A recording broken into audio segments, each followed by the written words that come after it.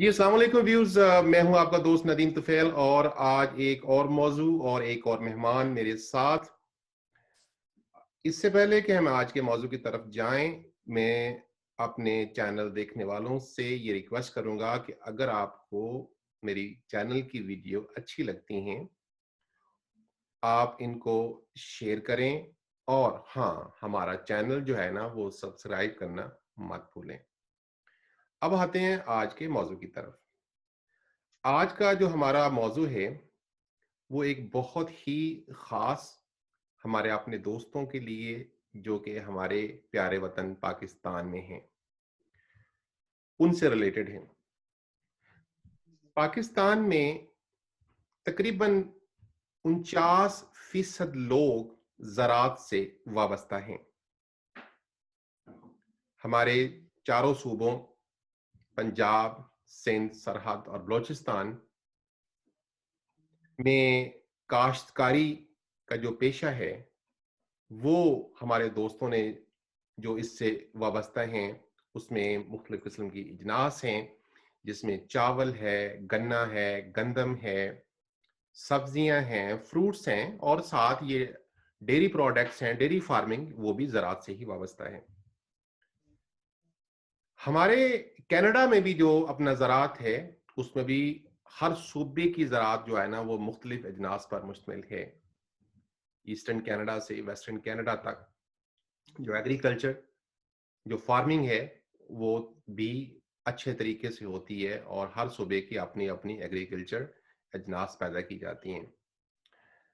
Immigration के हवाले से अभी तक जो ये सुनने में आता है कि जो पाकिस्तान से लोग कनाडा आते हैं तो उस हवाले से बातचीत होती है कि वो अपना स्किल बेस पे आते हैं या प्रोफेशनल जो भी उनका शोबा उस पे आते हैं, बिजनेस पर्पस के लिए आते हैं, विजिटर के आते हैं।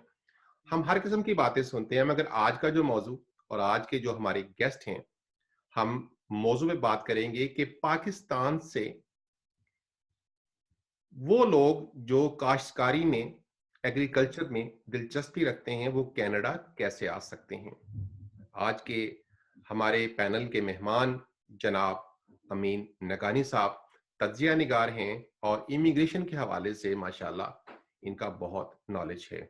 जी अमीन भाई, आपको हम अपने प्रोग्राम यूट्यूब चैनल में खुशामदीद कहते हैं। कैसे हैं? सर, मैं सबसे पहले आपका शुक्रिया अदा करूँगा, आपने मुझे इनवाइट किया आपके प्रोग्राम में और मैं बिल्कुल ठीक हूँ सर, अल्हम्दुलिल्लाह। अमीन भाई, जो हमारा आज का मौजू है वो है कि पाकिस्तान से कनाडा के लिए इमिग्रेशन लेने के लिए एक ऐसा शोबा, एक ऐसी फील्ड जिसमें हमारे पाकिस्तान की 50% आबादी इस पेशे से वाबस्ता है। अगर वो लोग इसी पेशे को अपनाकर कनाडा में आना चाहें तो उसके लिए क्या रास्ते हैं, वो कैसे आ सकते हैं। आज हमने आपको तकलीफ दी है कि आप हमारे चैनल देखने वालों से इस मौजू पे बात करें। जी, ज़रूर सर, मैं बिल्कुल। अमीर भाई, सबसे पहले ये बताइए कि ये फार्मिंग वीजा जो है वो होता क्या है? जी sir. Sir, farming visa basically 2 तरह के होते हैं, एक सीज़नल होता है और एक नॉन सीज़नल होता है। सीज़नल मतलब पर्टिकुलर सीज़न के तहत जो है वीज़े इश्यू किए जाते हैं और वो जब सीज़न खत्म हो जाता है तो वो वीज़े की जो है एक्सपायरी वो हो जाती है। और जो नॉन सीज़नल होता है वो पूरे साल के लिए होता है और उसी कैटेगरी में जो है, जो एप्लीकेंट है या जो एम्प्लॉयी है, वो यहाँ पर आकर और अपना काम करता है और जब उसका पर्टिकुलर टाइम पीरियड कंप्लीट हो जाता है तो उसके बाद वो एलिजिबल हो जाता है अपने फर्दर यहाँ के जो प्रोसेस है इमिग्रेशन का, उसके लिए वो एलिजिबल हो जाता है। तो इस तरह की 2 कैटेगरी होती है, एक सीज़नल और एक नॉन सीज़नल। तो ये जो ये सीजनल है, ये टेम्परेरी अपना वर्क वीजे में आता है या क्या, इसकी कैटेगरी क्या है इसकी? सर, कनाडा की गवर्नमेंट 2 तरह के वीज़ा इश्यू करती है। एक इश्यू करती है जॉब ऑफर के तहत और एक इश्यू करती है इमिग्रेशन के तहत। तो जो फार्मिंग जॉब ऑफर के तहत होती है, यहाँ पर जो लोग भी पाकिस्तान से या दुनिया भर से कहीं से भी वो अप्लाई करना चाहते हैं, तो वो थ्रू ऑनलाइन अप्लाई कर सकते हैं फार्मिंग वीज़े के लिए, चाहे वो सीज़नल वीज़ा हो, चाहे नॉन सीज़नल वीज़ा हो। या कहीं से भी दुनिया भर से वो अप्लाई करना चाहते हैं तो वो इसी कैटेगरी में अप्लाई कर सकते हैं। वो दोनों कैटेगरी को बेस बना के अप्लाई कर सकते हैं और इनको सबसे पहले यहाँ पर अगर वो आना चाहते हैं तो उनको जॉब ऑफर इनके पास होनी चाहिए और जॉब ऑफर के तहत वो कनाडा में एंटर होते हैं। जॉब ऑफर लेने के लिए उनको ये जॉब ऑफर होती है फॉरेन वर्कर के तौर पे और ये एलएमआईए बेस होती है। एलएमआईए जो है कंपनी इश्यू करती है पर्टिकुलर कैंडिडेट को, जो एप्लीकेंट होता है उनको, और उसके बाद उसके तहत वो वीजे के लिए अप्लाई करते हैं और वो कनाडा में एंट्री करते हैं। उसके बाद पर्टिकुलर अपना जो टाइम पीरियड वो कंप्लीट करते हैं कनाडा में। 1 साल का टाइम होता है। 1 साल के बाद वो 1 साल या 1560 घंटे होते हैं टोटल। जी। उसके बाद फिर वो मज़ीद जो है इमिग्रेशन के लिए अप्लाई करने के लिए एलिजिबल हो जाता है। तो अमीन भाई ये बताइएगा कि कौन से लोग इस वीजा के लिए अप्लाई कर सकते हैं पाकिस्तान से कनाडा में काश्तकारी के लिए, एग्रीकल्चर फील्ड में कौन से लोग जो है ना वो अपना एलिजिबल हैं जो इस वीजा के लिए अप्लाई कर सकते हैं? जी, नदीम भाई देखें कनाडा की जो वेबसाइट है उन्होंने वहाँ पर वैकेंसीज़ जो है वो दी हुई होती है। वैकेंसीज़ के ऊपर वहाँ पर मेंशन होता है कि उनको किस तरह का जो एप्लीकेंट वो चाहिए। बाज़ औक़ात इनकी एप्लीकेशन की जो रिक्वायरमेंट होती है उसमें एजुकेशन वग़ैरह भी उनको नहीं चाहिए होती है। बाज़ औक़ात वो कहता है कि हमें एक्सपीरियंस की भी ज़रूरत नहीं है। अगर वो विदाउट एनी एक्सपीरियंस भी आना चाहता है तो उनको वेलकम करते हैं और उनको बाकायदा यहाँ पर आने के बाद ट्रेनिंग दी जाती है। जी। सिर्फ़ एक चीज़ की रिक्वायरमेंट होती है, वो उनको इंग्लिश लैंग्वेज की रिक्वायरमेंट होती है। ज़ाहिर है हम यहाँ पर कनाडा में इंग्लिश के बगैर हम किसी से बात नहीं कर सकते या फ्रेंच के बगैर हम या किसी से बात नहीं कर सकते। तो एट लीस्ट उनके पास इंग्लिश या फ्रेंच की जो है स्पीकिंग उनका जो हो टेस्ट उन्होंने क्लियर किया हुआ हो, उसके बाद वो अप्लाई कर सकते हैं। नहीं, बिल्कुल इस आप आगे जाके आपसे बात करेंगे। इस हवाले से भी बात करेंगे, उनकी अपना एलिजिबिलिटी के हवाले से भी बात करेंगे। पर बात ये है कि हमारे पाकिस्तान का और हमारे कनाडा का जो मौसम है, वो बहुत मुख्तलिफ मौसम है। पाकिस्तान की काश्तकारी और कनाडा की काश्तकारी में फ़र्क है। कनाडा में किस किस्म की काश्तकारी की जाती है, ताकि वो लोग इस बारे में इंटरेस्टेड हैं कि वो यहाँ आके इस किस्म की काश्तकारी कर सकते हैं? किस किस्म की फार्मिंग है कनाडा में? सर कनाडा में आपको पता है कि हम यहाँ पर 2 तरह की चीज़ों को हैंडल कर रहे होते हैं। एक इंडोर फार्मिंग होती है कनाडा में और एक आउटडोर फार्मिंग होती है।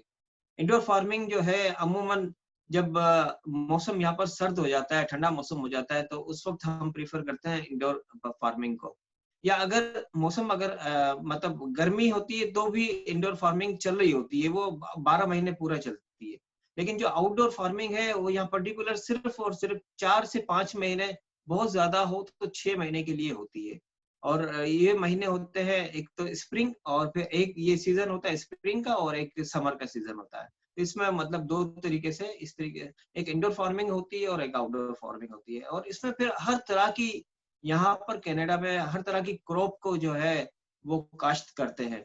इसमें मतलब हम किसी भी कैटेगरी को या किसी भी फ्रूट्स को हम यहाँ पर फोकस कर सकते हैं। कनाडा में हर तरह का फ्रूट काश्त किया जाता है, हर तरह की सब्जी काश्त की जाती है और इसी तरीके से ये लोग कुछ चीज़ों को आउटडोर करते हैं और कुछ चीज़ों को इंडोर करते हैं। जी। अमीन भाई, ज़ाहिर बात है कि कनाडा का जो इमिग्रेशन का जो प्रोसेस है, और चाहे वो अपना विजिट वीज़ा हो, चाहे बिज़नेस हो या फैमिली क्लास हो, तो उसमें किसी कैटेगरीज़ हैं और उसके प्रोसेस हैं। ये जो काश्तकारी का जो है शोबा, जो फ़ील्ड है, अगर हमारे कोई दोस्त पाकिस्तान से कनाडा के लिए अप्लाई करना चाहते हैं एज़ ए फार्मर, तो उनके लिए क्या रिक्वायरमेंट्स हैं? जैसा कि आइल्स वगैरह का सिलसिला, वो उनको करना यानी कि अपना है ज़रूरी है या उसमें क्या प्रोसेस है उसका? जी, सर देखें अगर कोई भी फार्मिंग वीज़े के लिए पाकिस्तान से अप्लाई करना चाहता है या दुनिया भर से कहीं से भी वो अप्लाई करना चाहता है, तो क्योंकि हमारे प्रोग्राम वर्ल्ड वाइड लोग देखेंगे, तो सबके लिए ये प्रोग्राम हम मतलब फ़ोकस कर रहे हैं, ख़ासतौर हमारे पाकिस्तानी कम्युनिटी के लिए। जी। जी एजुकेशन का मैंने आपको बताया कि एजुकेशन की जो रिक्वायरमेंट होती है वो कंपनी के ऊपर होती है। वो कंपनी अगर आपको विदाउट एजुकेशन भी एक्सेप्ट करना चाहे तो वो एक्सेप्ट कर सकती है। तो विदाउट एक्सपीरियंस आपको एक्सेप्ट करना चाहे तो वो एक्सेप्ट कर सकती है। यहाँ पर सिर्फ और सिर्फ एक मेन रिक्वायरमेंट होती है, वो इंग्लिश लैंग्वेज का कोर्स या उसको फ्रेंच आनी चाहिए। इसके अलावा किसी किस्म की कोई रिक्वायरमेंट नहीं होती।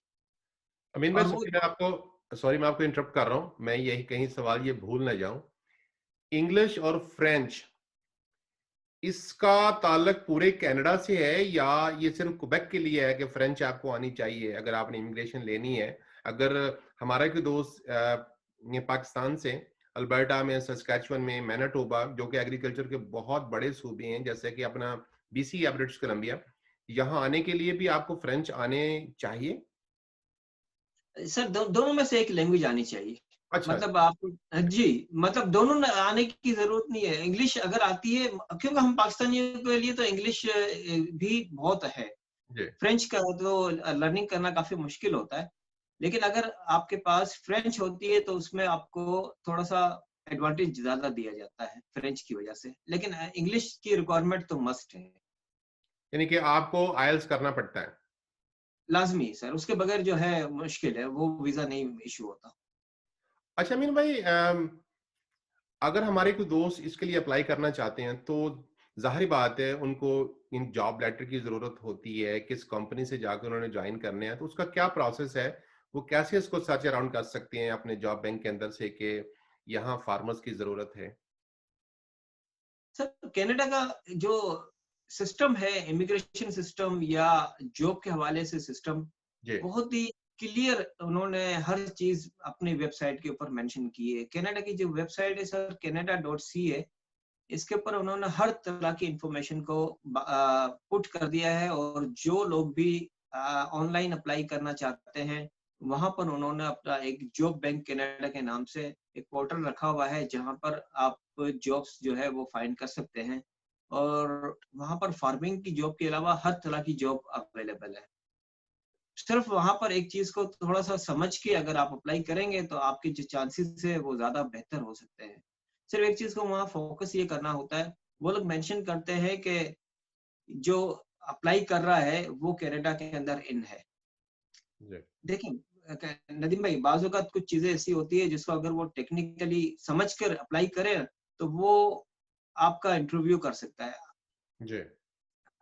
जब आप अप्लाई करते हैं एम्प्लॉय को, आप ये बताते हैं कि आपके पास पर्टिकुलर एक्सपीरियंस है या आपके पास एक्सपीरियंस नहीं है, और आपकी जो लैंग्वेज स्किल उनके जो मयार है रिक्वायरमेंट के हिसाब से मीट करती है, या जो भी उन्होंने कैटेगरी फिक्स की उसके हिसाब से मीट करती है, तो उनको सिर्फ एक उनको वो कह दें, उनसे रिक्वेस्ट कर ले कि आप मेरा इंटरव्यू कर ले स्काइप पे कर ले, या किसी भी थ्रू मीडिया, सोशल मीडिया के थ्रू वो इंटरव्यू कर ले। और इंटरव्यू में जब एम्प्लॉयर आपके साथ बातचीत करने के बाद सेटिस्फाई हो जाता है, तो आपको वो LMIA इशू कर देता है। तो उसके लिए अब जरूरी नहीं है कि आप पाकिस्तान में हो या कनाडा में हो, सिर्फ आपको हिम्मत करके उससे बात करने की जरूरत है। और मैंने बहुत सारे केस देखे हैं जिस तरीके से लोगों ने अपनी जॉब हासिल की। जी। जी। अमीन भाई, प्लीज ये भी बताइएगा कि यहाँ गवर्नमेंट ऑफ कनाडा का ये फार्मिंग की इमिग्रेशन के लिए कोई ऐसा कोई अपना पायलट प्रोग्राम है कोई ऐसा, और कौन से सूबों के लिए इन्होंने बनाए हुए हैं कोई? सर इन्होंने अभी 2 महीने पहले एक प्रोग्राम लॉन्च किया है जिसका नाम है agri food immigration pilot program. जी। और ये प्रोग्राम उन्होंने 3 साल के लिए लॉन्च किया है। मई 2020 के अंदर उन्होंने लॉन्च किया ये प्रोग्राम। ओ। और ये प्रोग्राम 3 साल तक चलेगा। ये मई 2023 तक ये चलेगा। और हर साल ये इस पायलट प्रोग्राम के अंदर 2750 लोगों को इमिग्रेशन देंगे। जितने भी लोग यहाँ पर फार्मिंग के हवाले से, या सीजनल जॉब हो या नॉन सीजनल जॉब हो, उसके जी। हवाले से जो भी यहाँ पर काम करेंगे, और उनका 1 साल कंप्लीट हो जाएगा यहाँ पर, 1 साल के अंदर उनको 1560 आवर्स का जॉब एक्सपीरियंस हो जाएगा। इसके बाद वो एलिजिबल हो जाएंगे अप्लाई करने के लिए। और यहाँ पर इनको IELTS की रिक्वायरमेंट भी मिनिमम उन्होंने बताई हुई है, वो CLB 4 है। CLB 4 अगर वो ले लेते हैं तो इजीली वो इस प्रोग्राम के तहत अपने आप को एनरोल कर लेते हैं, और इनका जो प्रोसेस है वो 6 मंथ के अंदर इनको इमिग्रेशन मिल सकती है। अमीन भाई, मेरा अगला सवाल है कि मैं ये पूछना चाहूंगा पाकिस्तान के उन लोगों के लिए ज़ाहिर बात है हर किसी के ज़हन में ये सवाल होता है कि वो पाकिस्तान से अब हिजरत करके अपने रोज़गार के लिए कनाडा में जा रहा है। जी तो उसका उसकी सैलरी क्या होगी, उसकी तनख्वाह क्या होगी, मैं ये नहीं बता रहा कि एग्ज़ैक्ट फिगर क्या है। एवरेजली पाकिस्तान से अगर कोई बंदा ये फार्मिंग वीज़े पे आता है, तो एवरेज वो कितने पैसे कमा सकता है कनाडा में आके?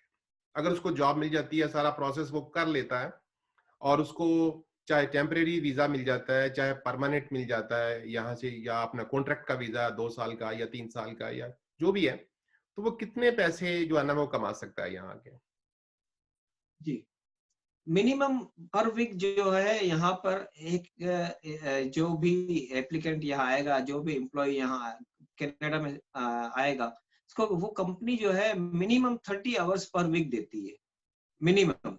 और ये मैक्सिमम जो है 60 भी हो सकता है, डिपेंड करता है वो आपकी कंपनी की रिक्वायरमेंट क्या है। उनके पास अगर काम ज्यादा है तो वो फिर आपको काम ज्यादा मतलब दे देंगे, और इस तरीके से आप कर सकते हैं। अब अगर हम फॉर एग्जांपल पर वीक जो नॉर्मल यहाँ पर काम चल रहा होता है, 40 आवर्स यहाँ पर लोग जो है अमूमन पर वीक काम कर रहे होते हैं। 5 दिन काम करते हैं 8 घंटे के हिसाब से, अगर हम उसको कैलकुलेट करें तो हर प्रोविंस ने सर अपना स्टैंडर्ड रखा हुआ है मिनिमम जॉब का, मिनिमम वेजेस रेट रखा हुआ है।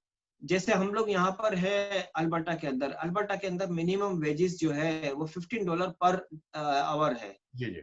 अगर हम उसको कैलकुलेट करते हैं 40 आवर्स पर वीक के साथ और उसको मल्टीप्लाई करते हैं एक पूरे महीने के अंदर, तो ये ऑलमोस्ट टैक्स काटने के बाद आपके पास जो नेट आपके अकाउंट में जो पैसे ट्रांसफर होते हैं, 2100 कैनेडियन डॉलर तक ट्रांसफर होते हैं सर आपके अकाउंट में, 40 आवर्स पूरा वीक अगर वो काम करते हैं तो एक महीने में।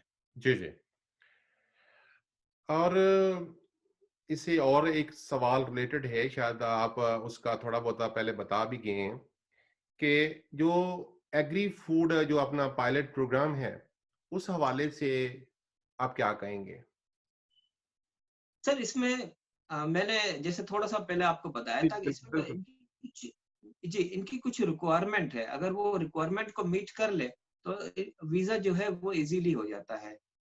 जो ये पायलट प्रोग्राम इमिग्रेशन का जो है ये परमानेंट रेजिडेंसी का प्रोग्राम है, और इसके अंदर वो कैंडिडेट जो है इजीली अपने आप को मतलब उसको आईटीए इशू हो जाएगा। जी। इसमें सबसे पहली जो रिक्वायरमेंट मैंने आपको पहले बताई कि उसके बाद मिनिमम 1 साल का एक्सपीरियंस हो, अच्छा। 1560 घंटे उसने कनाडा के अंदर काम किया हुआ हो, तो वो एक इसकी रिक्वायरमेंट है, उसको मतलब मीट कर लेता है। सेकंड जो रिक्वायरमेंट है, उसके पास वैलिड जॉब ऑफर या एलएमआईए होना चाहिए जब वो इमिग्रेशन के लिए अप्लाई करता है। जो तीसरी रिक्वायरमेंट है मैंने आपको बताया आईएलटीएस, इसका जो है ना सीएलबी 4 होना चाहिए। सीएलबी 4 क्या होता है? लिसनिंग जो है आपकी 4.5 बैंड होना चाहिए, जी। आपका राइटिंग 4 बैंड होना चाहिए, आपका स्पीकिंग जो है वो 4 बैंड होना चाहिए, और रीडिंग आपका 3.5 बैंड होना चाहिए। तो ये सब मिला के जो है 4 आपका सीएलबी बन जाता है। और इसमें एक और जो इनको रिक्वायरमेंट है, वो उनको शो मनी करनी होती है कि फंड्स आपके पास इतने अवेलेबल है कि आप यहाँ कनाडा की इमिग्रेशन हासिल कर सकें। तो पर एप्लीकेंट अगर आप सिंगल है तो उसको 12,900 कैनेडियन डॉलर उसके पास शो मनी होना चाहिए इमिग्रेशन के वक्त जब वो अप्लाई करता है। कितने मीन भाई? कितने पैसे होने चाहिए? 12,900 $12,900 कैनेडियन डॉलर उसके उसके बैंक अकाउंट में होने बैंक अकाउंट चाहिए, में होने चाहिए। आपको शो मनी होनी चाहिए। सही, सही। वो अमीन भाई, फंड इसको अप्लाई ऑनलाइन करते हैं या ऑनलाइन कैसे किया जाता है इसको अप्लाई, अगर किसी ने करना हो तो? जी, इसका सिंपल तरीका है ऑनलाइन अप्लाई करने के लिए। कनाडा ने अपनी वेबसाइट cic.gc.ca पे इसका पोर्टल बनाया हुआ है, और जी। आप वहां जाके जो है खुद से भी अप्लाई कर सकते हैं। और अगर आप खुद से अप्लाई करने में आपको कोई प्रॉब्लम होती है, आप अपने किसी फ्रेंड्स या फैमिली के थ्रू भी अप्लाई कर सकते हैं। मतलब आप सारे डॉक्यूमेंट्स वगैरह उनके सामने बैठ के फिल कर सकते हैं, या फिर आप किसी आरसीआईसी सर्टिफाइड जो इमिग्रेशन कंसल्टेंट है, आप उनके थ्रू भी ये काम करवा सकते हैं। जो दोस्त हमारा ये आज का प्रोग्राम देख रहे हैं, मैं साथ-साथ बताता चलूँ कि इस वीडियो के नीचे मैं वो सारे लिंक जो है ना वो पोस्ट करूंगा, ताकि जो बात आप सुनने में कहीं मिस कर गए हैं या आपको समझ में नहीं आई, तो अमीन भाई की रहनुमाई में वो सारे लिंक इस वीडियो के नीचे पोस्ट करूंगा, और आप उन लिंक्स पे जाकर तो आप और भी जो है ना वो मालूमात ले सकते हैं। अमीन भाई, कनाडा के कौन से सूबे में ये फार्मिंग की जो जॉब्स हैं, नौकरियां हैं, वो ज्यादा जो है ना अपना मिलने के चांस है, कि जो हमारे दोस्त यहाँ कनाडा में आना चाहते हैं एज ए फार्मर, तो वो किस सूबे को फोकस करें कि जहां उनके ज्यादा चांसेस हैं? सर, जो जॉब बैंक कनाडा है, उसमें पूरे कनाडा से जितनी भी जॉब्स निकलती है वो वहां पर पुट करते हैं। वहां पर सिर्फ एक चीज को देखना होता है कि जब आप किसी कंपनी के लिए अप्लाई करते हैं, वहां पर उस कंपनी के नाम के आगे एक वेरीफाइड लिखा हुआ होगा। जी। वेरीफाइड का मतलब ये है कि ये जो एम्प्लॉयर आपको जॉब दे रहा है वो एथेंटिक है। आप इसमें अप्लाई करते हैं तो आपको कोई प्रॉब्लम नहीं आएगा। बस जी। एक चीज को इसको फोकस कर ले, इसका ख्याल कर ले। और कनाडा के हर प्रोविंस से इस तरह की जॉब्स निकलती है फार्मिंग के लिए। जी। खास तौर पर मैं ब्रिटिश कोलंबिया को जो है वो फोकस कर, जो हमारे नाजरीन देख रहे हैं उनसे मैं ये बात करूंगा कि वो उस प्रोविंस को फोकस करें, क्योंकि वहां पर बनिस्बत दूसरे प्रोविंस के बिल्कुल। वेदर जो है वो बेहतर है। हाँ। इस वजह से मैं थोड़ा-सा उनसे मतलब ये करूँगा कि अगर ब्रिटिश कोलंबिया, अगर इसके अलावा ब्रिटिश कोलंबिया में अगर उनको नहीं मिलती और किसी भी प्रोविंस में उनको जॉब बैंक कनाडा में जॉब मिलती है और अगर उसको सर्च करके और अप्लाई करते हैं, तो भी बहुत अच्छा है सर। पूरा कनाडा ओपन है सबके लिए। अमीन भाई, इससे एक लेवल हम ऊपर आते हैं। हमारे जी कुछ सर। ऐसे दोस्त भी हैं जो कनाडा में फार्मिंग का बिजनेस करना चाहते हैं। माशाल्लाह पाकिस्तान में वेल सेटल्ड हैं, मगर वो चाहते हैं कि वो कनाडा में अपना एग्रीकल्चर फार्म जो है ना वो खरीदें। तो कनाडा में एग्रीकल्चर फार्म खरीदने का क्या तरीकेकार है, वो कैसे खरीद सकते हैं, और उसी बिजनेस की बेस पे वो अपनी इमिग्रेशन कैसे ले सकते हैं, जरा मुख्तसर बताइएगा प्लीज। सर, जो बिजनेस इमिग्रेशन या एंटरप्रेन्योरशिप जो है इमिग्रेशन, उसमें उन्होंने कुछ कैटेगरीज रखी हुई है और तकरीबन हर प्रोविंस ही उसको फॉलो कर रहा है और हर प्रोविंस ने अपनी अपनी रिक्वायरमेंट अलग अलग बताई हुई है। मैं एक जनरल आपको व्यू बता देता हूँ, एक व्यू दे देता हूँ। जी। अगर आप वाकई बिजनेस के लिए कनाडा आना चाहते हैं और आप चाहते हैं कि आपका जो वीजा प्रोसेस है वो अच्छे तरीके से मतलब सेटल हो और कनाडा की जो गवर्नमेंट है वो आपको पर्टिकुलर 6 महीने के अंदर अंदर आईटी इश्यू कर दे और आप कनाडा में इन हो जाए, तो जी। उसके लिए आपके पास प्रूफ ऑफ फंड जो आपके पास आप शो करना चाहते हैं, जो बिजनेस करना चाहते हैं कनाडा में, वो आपके पास लाजमी, अगर 5 लाख कैनेडियन डॉलर तक है तो आपका काम ऑलमोस्ट जो है 80% आपका काम हो जाता है। इसके बाद सर जो बिजनेस वो पाकिस्तान में कर रहे हैं, चाहे वो फार्मिंग कर रहे हैं, चाहे वो किसी भी तरह का कोई बिजनेस कर रहे हैं और यहाँ पर किसी भी बिजनेस कैटेगरी के लिए आना चाहते हैं, मैं फार्मिंग के अलावा भी बता रहा हूँ, जी। तो वो अपने बिजनेस की वैल्यूएशन करवा ले। वैल्यूएशन करने का क्या तरीकेकार होगा मैं आपको सर बता दूंगा, तो आप अपने लिंक के साथ बता दीजिएगा। बिल्कुल वो बिल्कुल। उन कंपनीज के साथ वो अपना कनेक्ट करके उन कंपनियों को अपना बिजनेस के बारे में बताएंगे। वो कंपनी जो है उनके बिजनेस को चेक करेगी, चेक करने के बाद एक वैल्यूएशन रिपोर्ट बनाएगी और वो वैल्यूएशन रिपोर्ट जो है वो जब बिजनेस इमिग्रेशन के लिए अप्लाई करेंगे तो उसके साथ अटैच कर देंगे, ताकि कनाडा की गवर्नमेंट को पता चल जाए कि ये जो कैंडिडेट या एप्लीकेंट है वो अप्लाई कर रहा है, वो ऑलरेडी बिजनेस कर रहा है पाकिस्तान में या जहां भी है वो, और वो ऑलरेडी बिजनेस कर रहा है, उसका प्रूफ ये है। और उसके बाद जो फंड्स है वो कनाडा में इन्वेस्ट करना चाहता है, उसका प्रूफ ये है। ये दो तीन चीजें जब उसकी स्ट्रांग हो जाएगी तो कनाडा की गवर्नमेंट जो है आपको इमिग्रेशन बिजनेस के लिए जो है वो क्वालिफाई कर देती है। अमीन भाई, आज की जो हमारी गुफ्तगू है उस हवाले से हमने बात जो है ना वो की ये फार्मिंग के हवाले से। ऐसी कोई बात जो मैंने मिस कर दी हो, आपसे ना पूछ सका हूं, और वो हमारे देखने वाले जो फार्मिंग की वीजा पे कनाडा आना चाहते हैं उनके लिए मुफीद साबित हो, तो आप प्लीज अगर ऐड करना चाहें इसमें कुछ मजीद। सर, फार्मिंग के लिए जब हम अप्लाई करते हैं तो हमें एक चीज का बस ख्याल रखना है कि फार्मिंग के लिए पूरी दुनिया से लोग अप्लाई करते हैं। जी। तो ये एक थोड़ा सा बस एक इश्यू यहाँ आता है कि आपको सब्र के साथ अप्लाई करना होगा और कंसिस्टेंसी के साथ आपको अप्लाई करना होगा। सब्र और कंसिस्टेंसी के साथ जब आप अप्लाई करेंगे तो आपको लाज़मी उसका रिजल्ट मिलेगा। हम लोग क्या करते हैं कि एक दफा अप्लाई किया, 2 दफा अप्लाई किया, 3 दफा अप्लाई किया, इसके बाद दिल बर्दाश्त हो जाते हैं और हम कहते हैं यार जॉब ही नहीं मिलती। तो जॉब इस तरह से नहीं मिलेगी क्योंकि पूरी दुनिया से लोग यहाँ अप्लाई कर रहे हैं कनाडा में। तो आपको जब कोई चीज़ हासिल करनी है तो आपको मुसलसल उसके ऊपर काम करना है। जब आप कंटिन्यू उसके ऊपर काम करेंगे तो लाज़मी आपको कामयाबी भी मिलेगी। तो ये चीज़ का बस एक है कि सब्र के साथ कनाडा का जो भी काम आप करेंगे ना आपको थोड़ा-सा सब्र के साथ करना होगा। सब्र है तो आपको कनाडा का वीज़ा हर सूरत में लग जाएगा। जी व्यूअर्स, आज के हमारे मेहमान जो कि माशाल्लाह इमिग्रेशन के हवाले से एक वसी नॉलेज रखते हैं, अमीन नगानी साहब। और हम वक्तन फ़वक्तन अमीन भाई को ये तकलीफ देते रहेंगे। वैसे तो ये माशाल्लाह एंकर हैं, इनका अपना यूट्यूब चैनल है और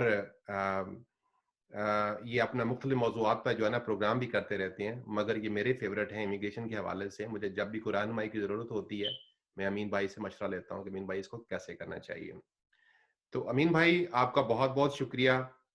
और आखिर में आप हमारे चैनल को देखने वालों को क्या आप जो है ना आखिरी पैगाम देना चाहेंगे आज के टॉपिक के हवाले से? और इंशाल्लाह हम इसके बाद भी और प्रोग्राम करेंगे, इसी मौजू पे करेंगे, मगर आज अभी तक जितनी हमारी गुफ्तगू हुई है उस हवाले से आप इसको जो है ना रैप अप करें प्लीज। सर मैं जो हम हमारे व्यूवर्स हैं जो देख रहे हैं हमें, मैं उन सबसे ये रिक्वेस्ट करूँगा कि आपका जो ड्रीम है उस ड्रीम को फॉलो करें। उस ड्रीम के लिए आप कोशिश करते रहें। ड्रीम जो है आपका 100% सक्सेस हासिल करेगा। जहाँ आप कोशिश खत्म कर देते थे, हो सकता है वही एक पॉइंट था जहाँ आपको कामयाबी मिलती। आपने फॉरगिव नहीं करना, किसी भी चीज़ को आपने लगे रहना है। अपनी कोशिश के अंदर, अपनी जस्तजू के अंदर और टारगेट आपने यही बनाना है कि मुझे ये चीज़ चाहिए ही चाहिए। जब आप इस चीज़ को फोकस कर लेंगे तो वो आप हासिल कर लेंगे। लाज़मी 100% आप हासिल कर लेंगे। जी अमीन भाई आपका बहुत बहुत शुक्रिया। तो व्यूअर्स, ये था आज का हमारा मौजू के पाकिस्तान से या दुनिया भर से फार्मिंग के वीजा के लिए कनाडा में कैसे आया जाता है या आया जा सकता है या वीजा हासिल किया जा सकता है, जॉब हासिल की जा सकती है। मेरे ख्याल में अमीन भाई ने हमें जो है ना मैक्सिमम से मैक्सिमम जो है ना इंफॉर्मेशन वो जो है ना आज दी है। और साथ साथ जो आज की गुफ्तगू के दौरान जो लिंक्स हैं जिनकी आपको ज़रूरत होगी अप्लाई करने के लिए, वो भी इस वीडियो के नीचे आपको देखने को मिलेंगे। और इंशाल्लाह ताला आपसे ऐसे ही दिलचस्प मौज़ूआत पर गुफ्तगू होती रहेगी। अपना ख्याल रखिएगा और हाँ, इजाज़त लेने से पहले मैं रिक्वेस्ट करूँगा इस वीडियो को ज़्यादा से ज़्यादा शेयर करें और हमारा चैनल सब्सक्राइब करना ना भूलें। बहुत शुक्रिया, मिलेंगे बहुत जल्द। अल्लाह हाफ़िज़।